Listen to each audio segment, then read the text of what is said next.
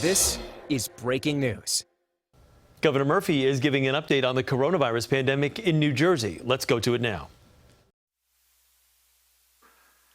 Good afternoon. I am honored to be joined by the woman to my right who needs no introduction, the Commissioner of the Department of Health, Judy Persichelli. To her right, another familiar face, State Epidemiologist Dr. Christina Tan. Great to have you both here. The guy to my left who needs no introduction, Superintendent of the State Police, Colonel Pat Callahan. Jared Maples, Director of Office of Homeland Security and Preparedness, is also with us, and we hope everybody had a good and safe 4th of July. Pat will give us a readout of what we saw around the state, not just in terms of COVID compliance, but also some general safety review of where we ended up over the weekend. Starting today, summer camp and educational programs for our youth have been green-lighted to reopen. Outdoor graduations may be held to celebrate the class of 2020, and NJ Transit returned to its full weekday schedule. We are continuing down our road back. However, today we are seeing a sign that we all need to take with the utmost seriousness and which we all need to work together to reverse. Today, the rate of transmission, the rate at which COVID-19 spreads from one person to another, exceeds 1.0 for the first time, I think, Judy, in 10 weeks. For the last 2 days, our rate of transmission, or RT, has been at 1.03. This means that for every new case of COVID we are seeing, that case is leading to at least one other new case. This means increasing rate of spread statewide. This is an early warning sign that, quite frankly, we need to do more. Over the weekend, we learned of several outbreaks across our state directly tied to travel to other COVID-19 hotspots nationwide. In Hoboken, of 13 new cases reported over the weekend, 12 are directly tied to travel to known hotspots. And I give a huge shout out to Mayor Ravi Bala and his team and the public health officials and contact tracers in Hoboken for their swift work to help stamp out this flare-up. And you can see Ravi's post there. And that's a heavy dose of a couple of things that we've been talking about every day, which is contact tracing that allows us to track this down and test. Elsewhere in North Jersey, several other new cases of coronavirus are tied to folks who traveled to a wedding in Myrtle Beach, South Carolina. We need to be smarter and we need to work harder. Our 14-day self-quarantine advisory for those who have come through a known coronavirus hotspot is there for a reason, to prevent flare-ups like the ones we are now seeing. So please go to covid19.nj.gov/travel to learn whether you should be self-quarantining. Our requirement that face coverings be worn while indoors and our need to wear them outside as well are there to help slow the spread of the virus. Millions of you literally are taking the need for self-responsibility to heart. But even so, just one selfish person can undo the hard work the rest of you all have done. I want us to be able to deliberately and responsibly continue down our road back. I do not want to have to hit another pause on our restart because a small number of New Jerseyans are being irresponsible and spreading COVID-19 while the rest of us continue to work hard to stop it. But we all need to be traveling down this road together. We all need to be wearing face coverings, even when it's a hot day like today. COVID-19 doesn't care about the weather. It only cares about finding another person to infect. Don't be a willing host. Wear a face covering, self-quarantine if you've been to a coronavirus hotspot, and get tested. This is how we reverse this upward trend of RT, or rate of transmission, and get it back down below 1. We absolutely must. We have, by the way, so many metrics falling in our favor. But with an increasing RT, all of that work becomes jeopardized as well. So with that, let's look at overnight. Yesterday, we received another 216 positive test results for a cumulative total of 173,611. The daily positivity rate was 2.14% for tests recorded on July 2. And Judy, for the past couple of days before that, it was 2.06, 2.48. So these are good numbers. That's a good data point, and we need to keep this number low because we know it also speaks to our ability to slow the rate of spread. Looking to our hospitals, the total number of residents hospitalized for COVID-19 yesterday was 861. Intensive care was 187. Ventilators in use 152. All three of those numbers decreased across the weekend. And as we look across the past 2 weeks on that right column, we see that the numbers in our hospitals have continued to steadily decrease. Here are how these daily numbers feed into the overall trends, which speak to the readiness of our healthcare systems to be able to handle new cases. But as we measure ourselves against our peers, we see the need for continued vigilance. And they also speak to the need for us all to redouble our efforts on social distancing, especially on wearing face coverings that can further help slow the rate of transmission, and especially if you've not been tested and it is possible that you are an asymptomatic carrier of coronavirus. Today, we're reporting an additional 20 confirmed losses of lives from our New Jersey family from COVID-19. That brings the total of confirmed deaths to 13,373. The number of probable deaths increased by 2 to 1,856. As we do every day, let's remember 3 more of the New Jerseyans we have lost. We start today in Essex County to remember Timothy Lloyd Purnell, Sr. He was born in Virginia, but spent the past 59 years as part of our family in both East Orange and in Newark. He was a quintessential preacher's son who was also trained in the ministry and sang in the choir. But his future opened for him at Bell Labs. Brought on initially, this is an extraordinary career, folks. Brought on initially to serve as part of the groundskeeping crew, he soon moved indoors, first as a laboratory assistant, but eventually becoming a member of the technical staff, a post usually reserved for scientists with advanced degrees, most of them with PhDs. He was self-taught in organic chemistry, advanced mathematics, physics, and computer programming. He either authored or co-authored 30 journal and conference publications, and his work supported more than 15 patents. He was an advocate for Black employees at Bell Labs to ensure diversity in the future generations in science. All in all, he would spend 30 years at Bell Labs. Throughout his life, faith remained a guiding light, and he passed that love of faith to his children. He is survived by his 4 children, Kim, Allison, Bishop, and Chris, with whom I had the honor of speaking yesterday, and 7 grandchildren and a beloved grandniece. He is now reunited with his beloved wife, Marlene, and so many other members of his family. Timothy was 78 years old. May God bless and watch over him and his family. Next up, we remember Araceli Danilowitz. Sally, as she was known, was 73. Bless her. Born in Manila in the Philippines, she came to the United States in 1975 and settled in Passaic, where she would live for the rest of her life.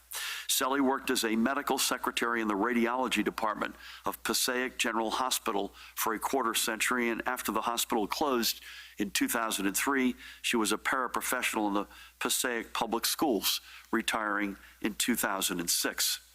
Sally was an active parishioner of St. Anthony of Padua Parish in Passaic and was either a member or founder of many social organizations across her community. She was an avid gardener, a fierce bingo competitor, and a great line dancer. She leaves behind her husband of 29 years, Mirik, and her children, her son Carlo and daughter Cecile, with whom I had the great honor of speaking yesterday, her son-in-law Carmine, and granddaughter Adriana. Like so many, Sally was blessed to have made her American dream come true. We are blessed that she did it as a member of our family. And again, may God bless and watch over her soul and her family. Finally today, we remember Clifton's Wallace Roney III, a musical prodigy from the age of 5 when he set free the first notes from his father's trumpet. He attended Philadelphia's Settlement Music School, where he studied trumpet and music theory. He continued his music education at Howard University, before transferring to the Berklee School of Music in Boston. He found his way to New York, where he made his name performing alongside some of the greatest ever jazz musicians.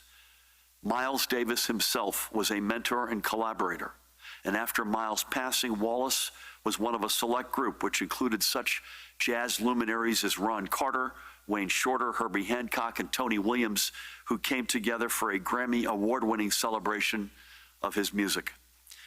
That was by the way, one of Wallace's 3 Grammys, and he also contributed to the soundtracks of several movies, including Love Jones.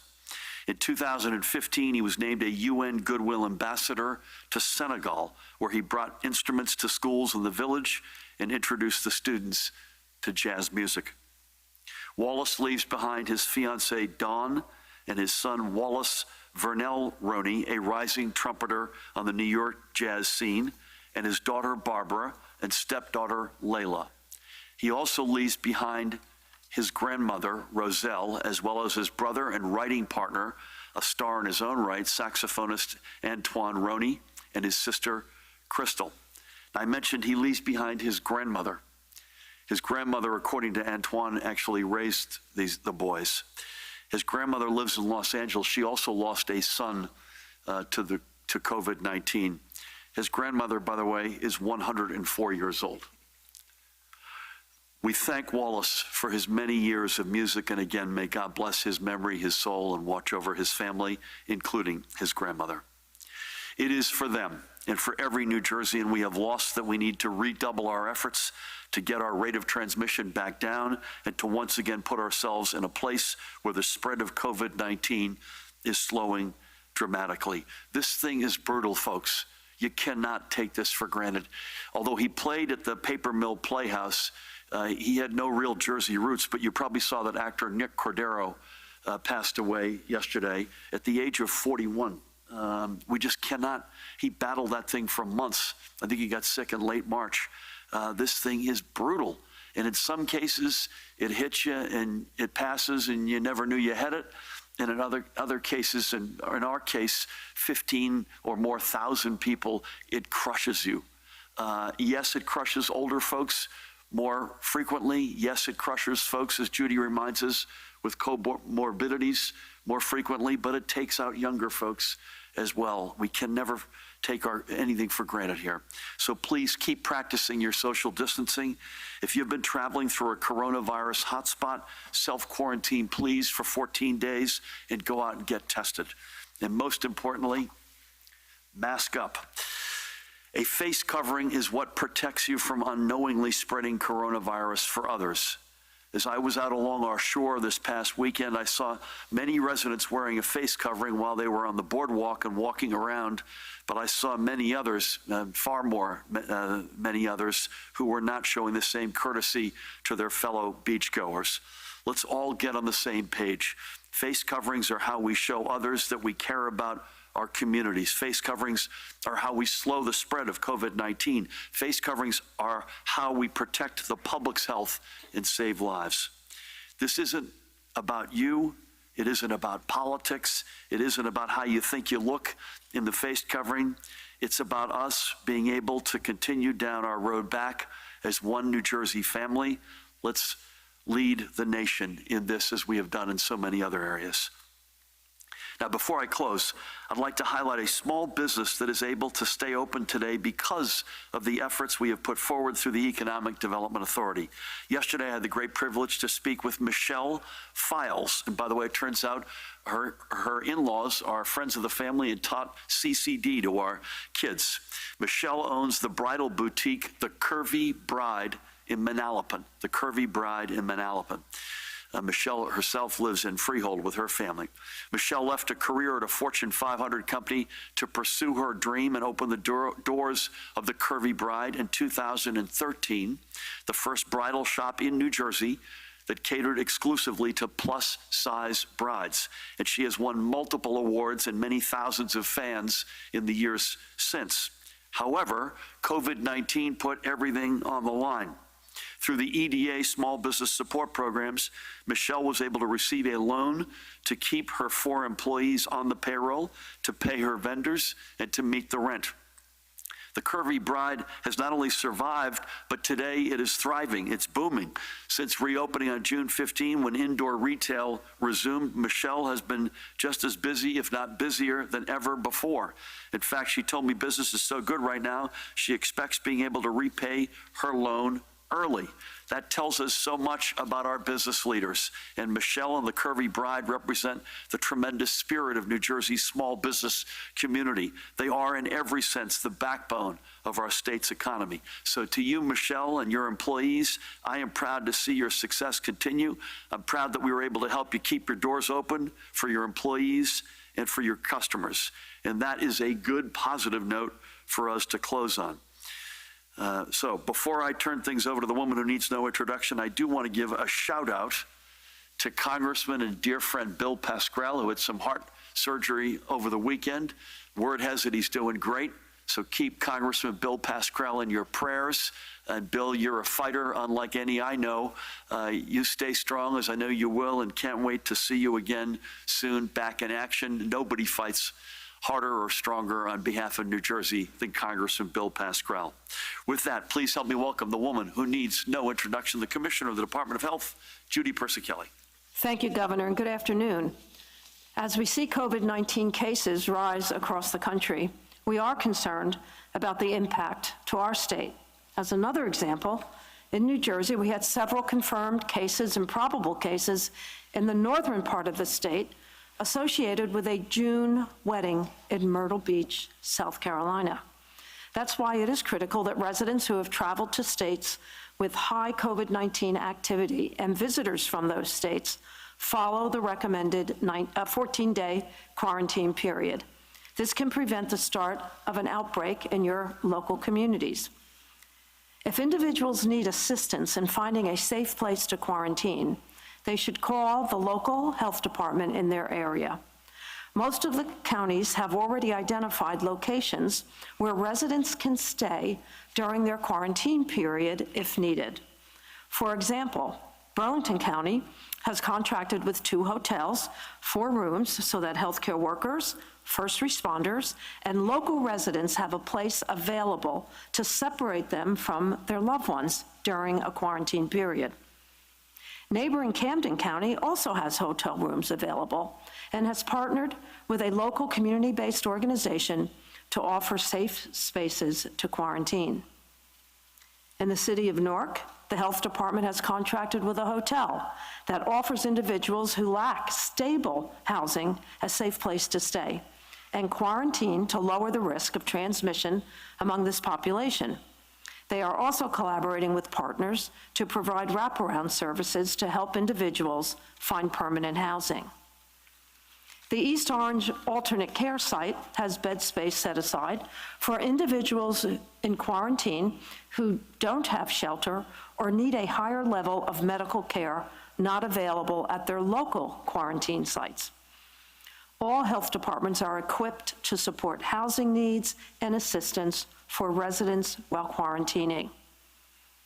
Recognizing that some residents need a higher level of medical care not available in their local quarantine sites, the Department of Health has hired a medical quarantine director to assist with placing these individuals safely. We know it is an inconvenience to separate yourself from others and to stay home for 14 days, but it is vital to breaking the chain of transmission. State and local governments can assist you during quarantine. Please reach out if you need support. Again, you can call your local health department or NJ 211 to find assistance. Moving on to my daily report, as the governor shared, the hospitals reported 861 hospitalizations of COVID-19 positive patients and persons under investigation. There are 187 individuals in critical care, with 81% of those individuals on ventilators. Fortunately, we have no new cases to report of multisystem inflammatory syndrome in children, so the total remains at 51 cases in the state.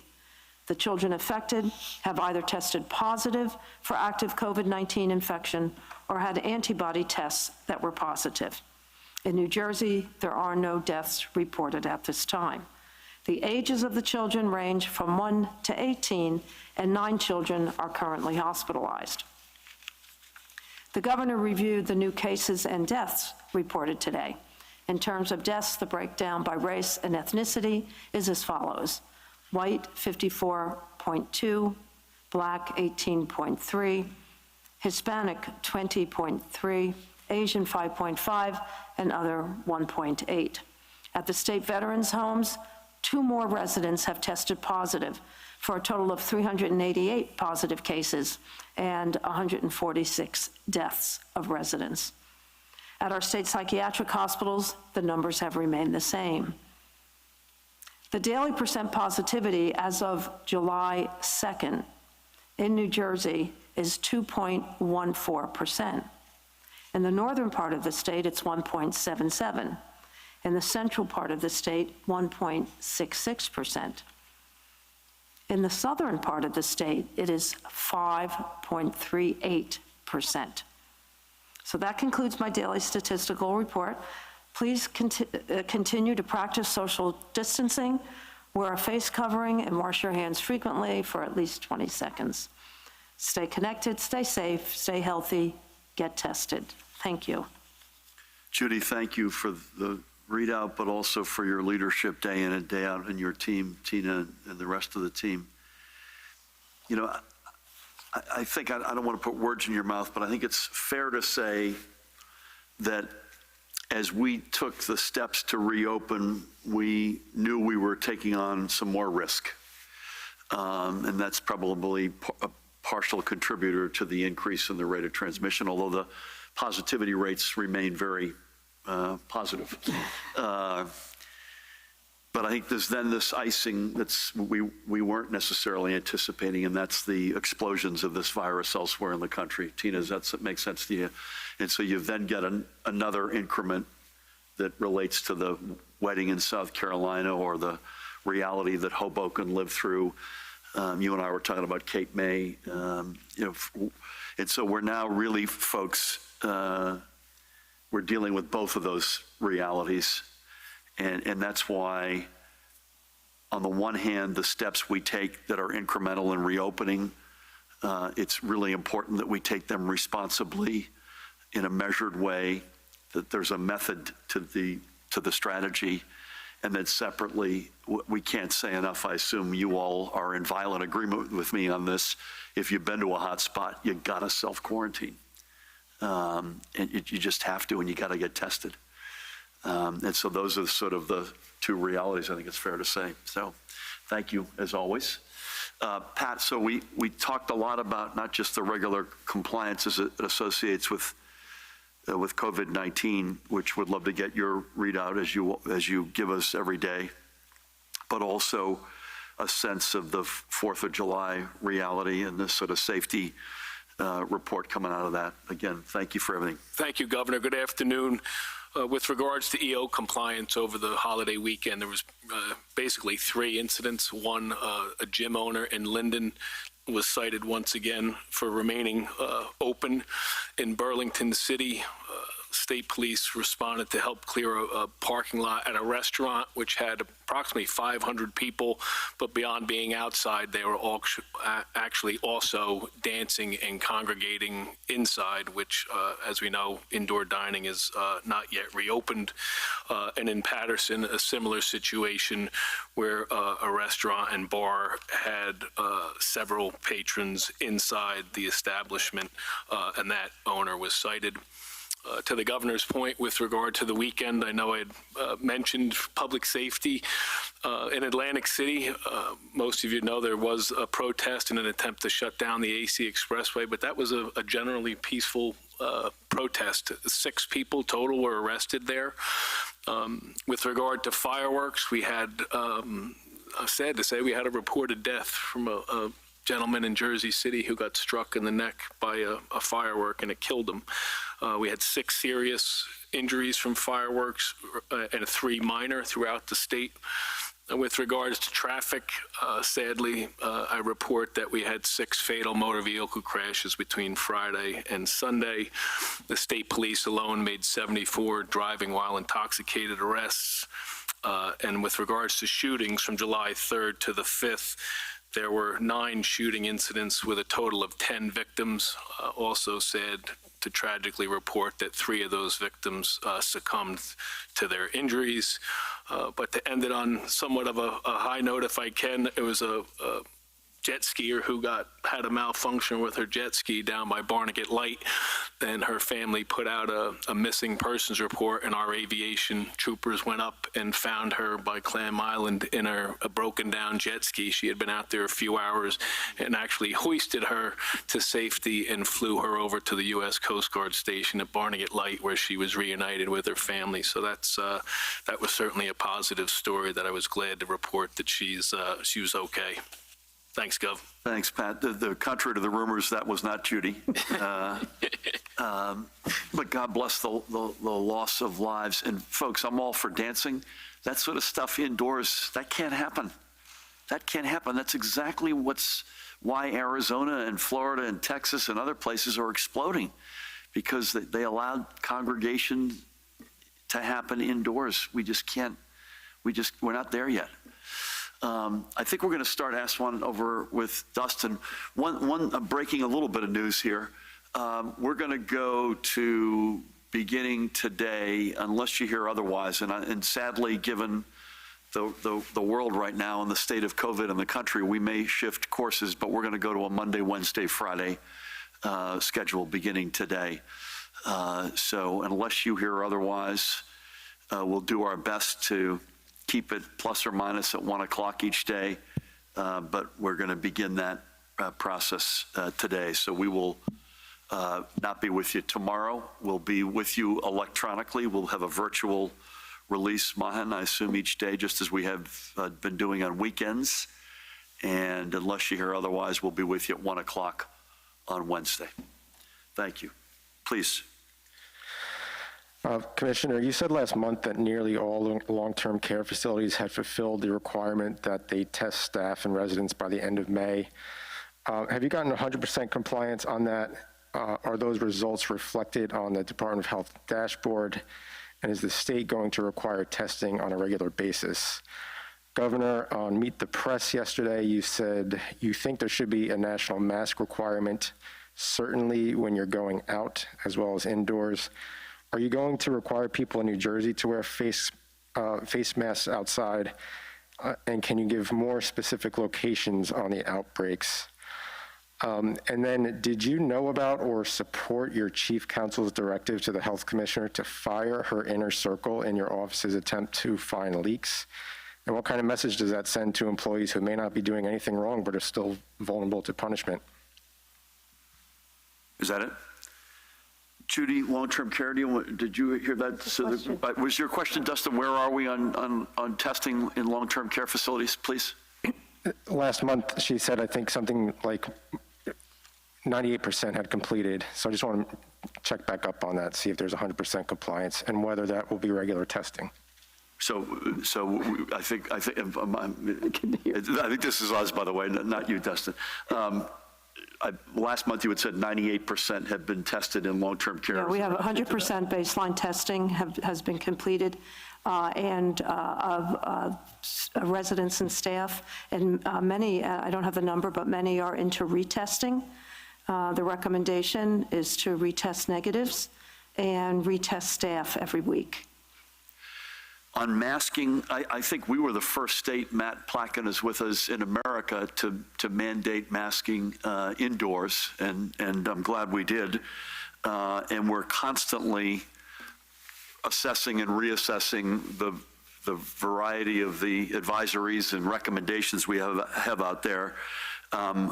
We're looking at outside masking as we speak. So if we've got, I don't have any news for you today, but that is something, again, the virus, just to repeat a point we make all the time, the virus is a lot less lethal outdoors than it is indoors, but that does not mean it is not lethal. And it does not mean that you can't still spread it And that's something I know that we're looking at. The outbreaks, I know Sussex County, Judy, was the family related to the wedding in Myrtle Beach, to the best of my... Sussex and Morris. Sussex and Warren. And Hoboken, I don't know that we know the I personally don't know the hot spots for Hoboken, Dustin, but according to Mayor Bala and his team, 12 of the 13 were from hotspot states. Do you have any more color on the? Yeah, I've got nothing to add on who's working and who's not working, other than I don't know where we'd be without Judy, period, full stop, the best health commissioner in the country. Thank you. Brent.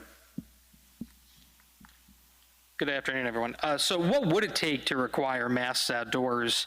Are most, you mentioned coming from other states, are most of these new cases coming from travelers from out of states? Are we seeing rises from beaches or protests or anything else? There are thousands of migrant workers from southern states picking blueberries in South Jersey now. They are not following the quarantine order, and their employees won't allow healthcare officials onto farms to test them. Shouldn't testing be mandatory as it is in nursing homes, and if not, why? Should a voter who is sick awaiting COVID-19 test results or is following your quarantine directive who did not receive their vote by mail ballot go to the polls and vote provisionally? And Commissioner Persicelli, have you said you would resign, and is the ongoing investigation into members of your staff making it difficult to do your job? I'm gonna continue to say I've got nothing to add on that. Nothing to add. I incorporate my prior answer by reference. What would it take, Brent? I think it's something we're looking at real time on the masking outdoors. There is the obvious challenge that Judy and I and Pat as well have spoken to, which is you want to put something in place that you believe you've got a high likelihood of the ability to enforce. And this one is more challenging than some other, either you're indoors or you're outdoors. That's fairly easy to determine, but bear with us on masking. Again, I'm proud that we were the first state in America to mandate them indoors. I think it's a mix, Brent, in terms of the cases, in terms of a little bit after Judy gave her report today, I commented that we knew we were taking some amount of risk reopening, but there's a further element of risk associated with hotspots that is something that we weren't planning on a month ago. I don't know that we have an exact breakdown between the two. I'll have Judy come back and address the migrant workers in 1 second. I have to say this, if you're sick and you're awaiting a test, Judy, tell me where you are on this. As much as I want you to vote, I'm not wild about your going out into a public place. So I think what you should do is, if that's the case, get a hold of your county clerk literally the minute you're hearing these words come out of my mouth, and get their advice in your county as to what to do. Hopefully still be able to get a ballot. Remember, tomorrow's election day, and it has to be postmarked, as we've discussed here, at latest by tomorrow. And that's the advice I'd give. Judy, anything you want to add to that, but also on migrant workers and the testing protocols there? Yeah, we have a task force working with the FQHCs in New Jersey to test the migrant workers. We have tested about 3,900, and we are working with the farmers to try to encourage testing in all of the sites. What we don't have is the exact number of migrant workers who are in New Jersey right now, because it ramps up. And we've got the blueberry migrant workers right now, but it will ramp up as the season goes on. So we're working with Department of Agriculture for those numbers. Any different guidance on voting? Would you stay home? If you're sick, don't go out. Yeah. No, you can't. So get your county clerk, get a hold of them ASAP. And by the way, we talked about... You've been listening to Governor Murphy give an update on the coronavirus pandemic in New Jersey.